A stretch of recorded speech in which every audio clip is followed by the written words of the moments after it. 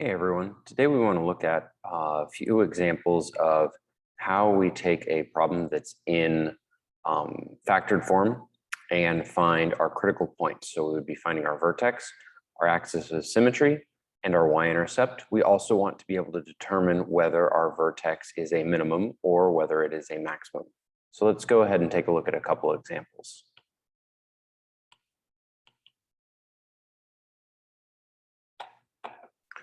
So for starters, let's start with this function right here. Let's have f of x equals 2 x minus 3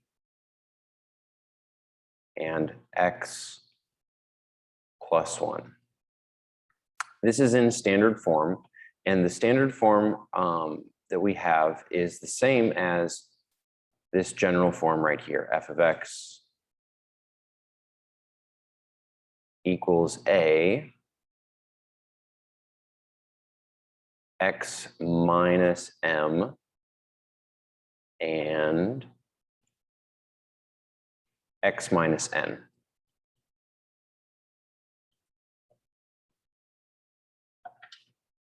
So when we are working in standard form, we need to do a few things in order to find our critical points. First up, we need to find our vertex, as always. And in order to find our vertex, the x value for our vertex is going to be m plus n divided by 2.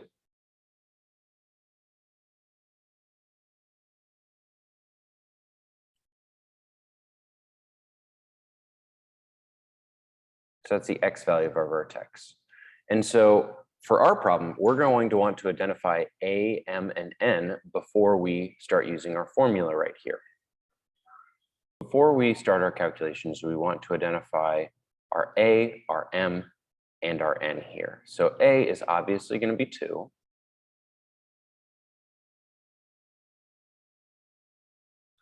Our m is going to be positive 3, because notice this symbol is negative here, and this symbol is negative, which means that we have this as a positive 3 rather than as a negative 3. Essentially, if our general form has a negative symbol, then whatever we have inside the parentheses here is going to be reversed. So m is going to be a positive 3. And similarly, n is going to be a negative 1. Once again, our symbol is reversed because the general equation that we are working with has a negative sign in it. So in this case, n is equal to negative 1 rather than positive 1. So if we want to find the x value of our vertex, we're going to use m equals positive 3 and n equals negative 1. So for us, we're going to have x equals positive 3 plus negative 1 over 2. You don't necessarily need to use parentheses here, but when we rewrite this, we'll rewrite it as 3 minus 1 over 2. And if we work this out, we'll get 2 divided by 2. And that gives us x equals 1. So that is the x value for our vertex. Now for the y value of our vertex, this is the same as many of the other forms that we've seen. We are going to substitute our x value into our equation and work out what the result is right here. So in this case, y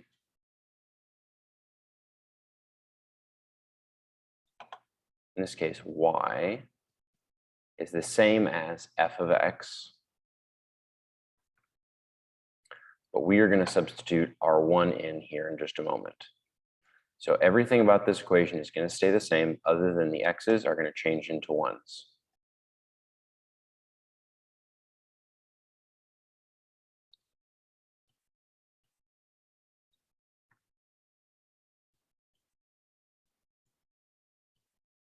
So we have 2 parentheses 1 minus 3 parentheses 1 plus 1. If we simplify this, 1 minus 3 is negative 2. 1 plus 1 is positive 2.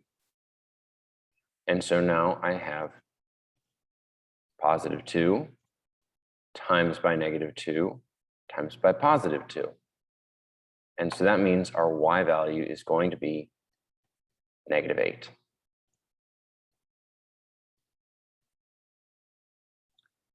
And so that means our vertex is going to be the point +1, -8.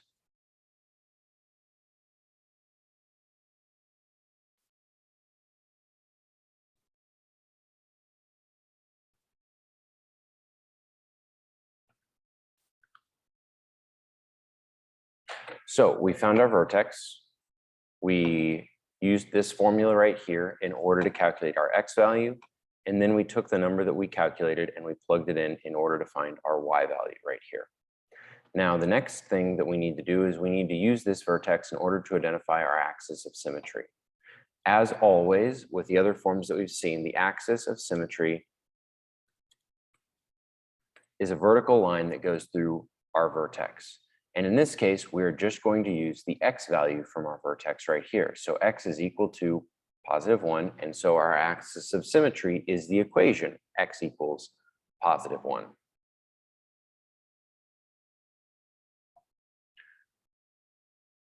The next thing that we need to determine is we need to determine our y-intercept. So I'm going to go ahead and erase what I have for the vertex here.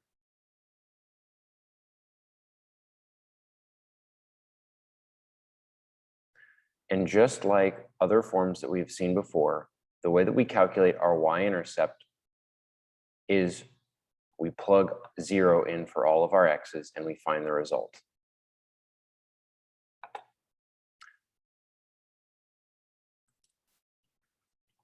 So if I calculate f of 0, then here's what I'm going to come up with.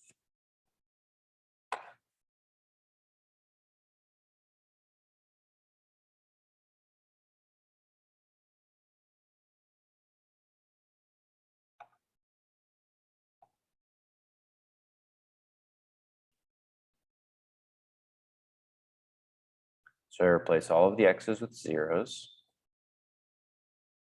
And then we simplify with our order of operations. So 0 minus 3 is -3. 0 plus 1 is +1. We're still multiplying because those parentheses are directly next to each other with no operations between. So we have 2 times -3 times by +1.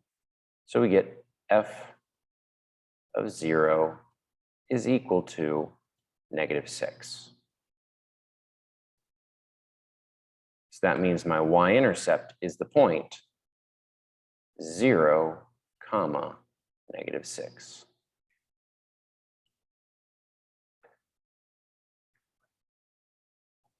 So far we have our vertex, we have our axis of symmetry, and we have our y-intercept.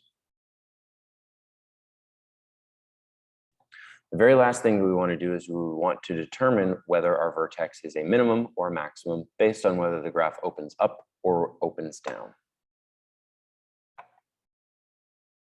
The way that we work this out is very, very similar to the last several forms that we have seen. We are just looking at our a value right here. A here is positive, so that means our graph is going to open up.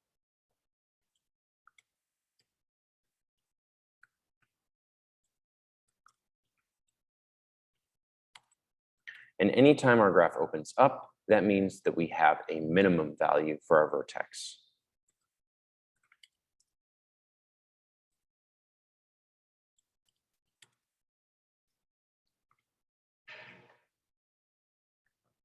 The reason for this is if the graph opens up, then the graph is going to look something like this. And then the vertex would be the point down here at the bottom. So this is the lowest point, and that's what we call the minimum.